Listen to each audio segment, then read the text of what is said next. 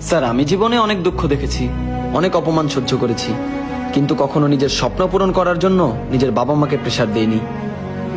আজকাল এমন অনেক ছেলে মেয়ে আছে যারা নিজের স্বপ্ন পূরণ করার জন্য নিজের বাবা মাকে প্রেশার দিতে থাকে, আইফোন কিনে দাও, বাইক কিনে দাও, অথচ এগুলোর জন্য তারা বাসায় খাওয়া দাওয়া বন্ধ করে দেয়, বাবা মার সাথে কথা বলা বন্ধ করে দেয়।